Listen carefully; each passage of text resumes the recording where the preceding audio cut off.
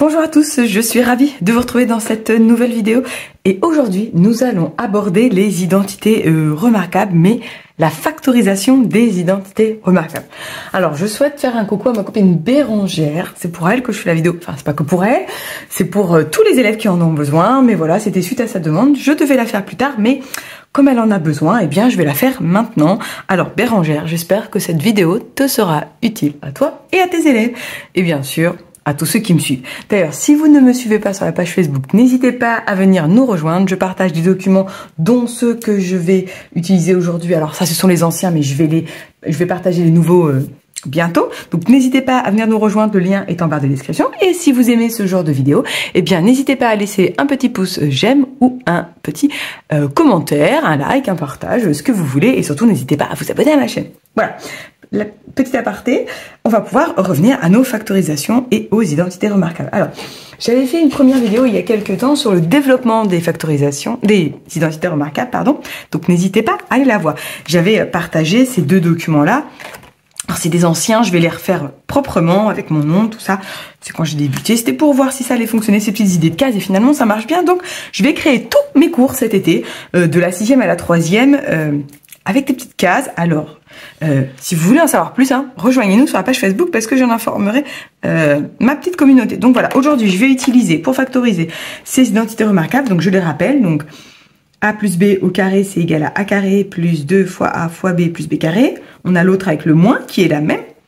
Et puis on a la troisième identité remarquable qu'on apprend à partir de la classe de 3e, qui n'est plus... avant, on avait les 3 identités remarquables au programme de 3e, maintenant elles sont passées en seconde. Certains collègues les donnent, pourquoi pas. Mais en 3e, on peut connaître déjà a plus b facteur de a moins b qui donne a carré moins b carré. Donc ça, c'est dans le sens développement. Moi, aujourd'hui, je vais parler du sens factorisé, c'est-à-dire j'ai le résultat, c'est-à-dire l'expression développée, et je veux factoriser, mettre ce qu'on appelle, nous, en facteur, en produit. Donc, c'est-à-dire sous une autre forme. Et je vais utiliser ces petites feuilles plastifiées. Alors... j'ai plusieurs exemples ici. Donc, on va commencer par la première. 4x carré plus 12x plus 9. Déjà, dans un premier temps, il faut repérer la forme. Bon, je vois que c'est celle-ci parce que la deuxième, vous voyez, elle n'a que deux choses et une soustraction au milieu. Moi, mon exemple A, j'ai 3 termes. Donc, ça ne peut pas être l'autre. Ça ne peut être que celle-ci. Donc, je vais prendre des feux de Velleda qui s'effacent parce que c'est des feuilles plastifiées. Et je vais, ici, remplir mes petites cases. Donc attention, moi j'ai la ligne du bas et je veux l'écrire avec la ligne du haut. Donc déjà, je remarque que ici ce sera un plus et pas un moins parce qu'ici j'ai un plus. Ensuite, les termes qu'il faut commencer à retrouver, c'est ceux-là, en rose et en turquoise. Oh, je vais utiliser les mêmes couleurs. J'adore ces feutres. Donc, 4x carré, je vais vous le faire à la mode élève parce que je l'ai testé avec des élèves. Il y en a qui me disent, c'est... 4x carré comme ça. Sauf que, pas vraiment, puisque moi j'ai mis le carré à l'extérieur. Donc il faut, en fait, demander à l'élève, ou trouver, ou l'élève doit trouver, combien va me donner 4x au carré. Donc déjà, je vais avoir un x, puisque x carré, il est là. Et c'est là, il ne faut pas mettre le 4, parce que si on met le 4 au carré, ça fait 4 fois 4, 16. Et souvent, les élèves, ils me disent, eh bien c'est 2x, Gwendoline, puisque 2 fois 2, ça fait 4.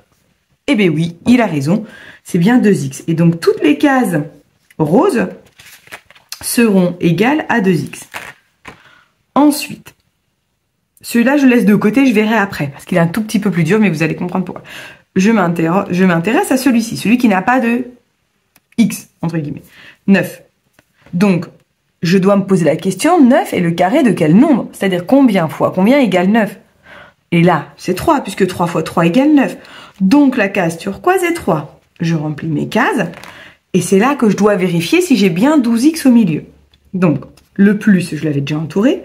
2 fois 2, 4. 4 fois 3, 12. Et 12 fois x, 12x. Et voilà. Je n'ai plus qu'à écrire. Donc là, c'est plus, puisque j'ai entouré le plus. Je n'ai plus qu'à écrire la réponse. Ça y est, j'ai trouvé. Donc, c'est 2x. Vous voyez, je lis de gauche à droite la parenthèse plus 3 au carré. Et si on développe, c'est-à-dire dans ce sens-là, on a bien la réponse. La même réponse surtout. Bon, allez, on va faire tous les exemples pour que vous compreniez un peu. Parce qu'au début, ça paraît un peu compliqué, mais à force d'entraînement, pour l'avoir testé cette année avec plusieurs élèves de seconde, eh bien, finalement, ils ont dit, bah, c'est pas si compliqué que ça, Gwendoline, hein. Ou alors c'était le truc, ah, mais c'était juste ça. Eh ben oui, c'était juste ça. Allez, on va faire le deuxième exemple. Qu'est-ce qu'on me demande? X carré moins 4x plus 4. Donc là, comme tout à l'heure, ça peut pas être celle-ci. Parce que vous voyez, j'ai 3 termes. Et là, j'en ai que 2. Bon, elle, dès qu'on en a 2, on verra. Dès qu'on en a 3, c'est forcément cette feuille-là. Qu'est-ce qu'on me dit? X carré moins 4x plus 4. Donc, je vais devoir commencer à compléter celui-ci, le x carré et le 4. Je laisse toujours de côté celui où il y a le x. Donc, x carré. Bon, bah là, c'est forcément x. X fois x, x carré. OK.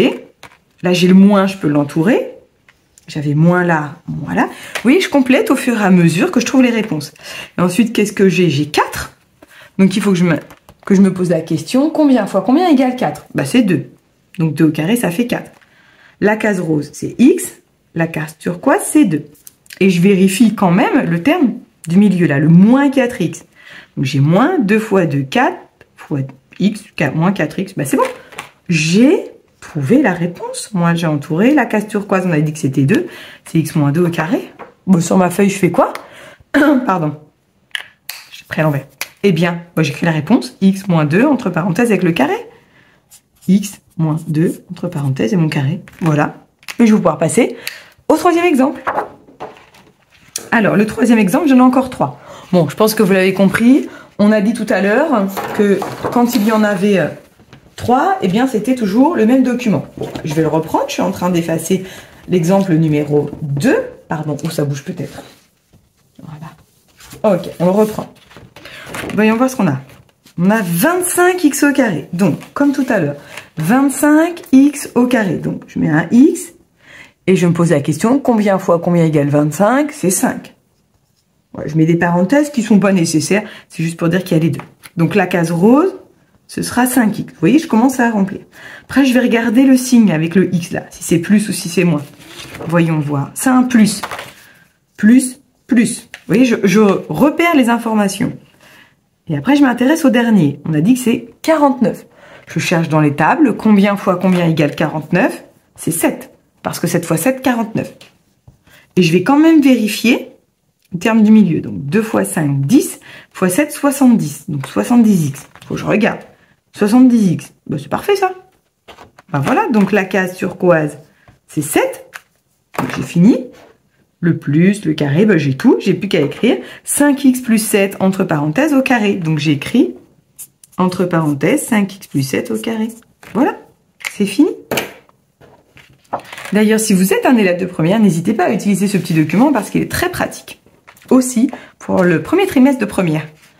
Bon, allez, dernier exemple. Bon, là, on a compris, il y en a 2. Hein, je pense que vous m'avez vu venir. Et oui, il y en a 2, je vais prendre celui-ci. Bon, qu'est-ce qu'on me dit? On me dit x carré moins 1. Donc, je vais le marquer ici, là, pour pas l'oublier. X carré moins 1.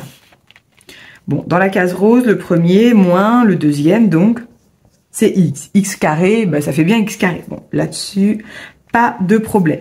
Là, je n'ai pas de signe à entourer parce que c'est forcément plus et moins. On peut inverser les parenthèses, c'est pareil. Et après, il faut que je trouve 1. Donc, je me pose la question, comme tout à l'heure. Combien fois combien égale 1 dans les tables? Et ce doit être le même nombre. Bah, c'est 1. 1 fois 1 égale 1. Bah voilà, j'ai terminé. Ma case turquoise, c'est 1. Je n'ai plus qu'à écrire la réponse que je vois. X plus 1, x moins 1. Et là, on me dit facteur. C'est un petit multiplié qu'on ne sommes pas obligés d'écrire. Donc, est-ce que je peux... Ah non, je n'ai pas assez de place. Je vais le marquer là. X plus 1, facteur de x moins 1. Ben voilà. Je vais pouvoir faire le dernier exemple. Donc là, j'efface. Et j'aime beaucoup ces petites feuilles plastifiées parce que bon, c'est écologique. Alors, je ne sais pas si la plastifieuse est écologique, mais en tout cas, ça évite d'écrire sur des feuilles. Je ne sais pas si les feuilles de Velleda sont vraiment écologiques, hein, mais voilà. Je peux réutiliser ce document à l'infini. Quel est le dernier exemple que je veux faire? Je l'écris en bas. 36 moins 9x carré. Allez. On aura compris que c'était celui-ci. Il y en a 2. Donc, le premier ici, moins celui-ci là. Donc, 36. Je dois chercher dans les tables. Combien fois combien égale 36? 6. 6 fois 6, 36. Hop, je remplis toutes les cases roses. Là, je n'ai pas besoin d'entourer les signes. Et donc, je vais m'intéresser au deuxième. Bon, on l'aura compris, j'ai un x, puisque pour faire x carré, j'ai forcément un X, et je me pose la question dans la table, combien fois combien égale 9? C'est 3, 3 fois 3, 9. La case turquoise est donc 3X.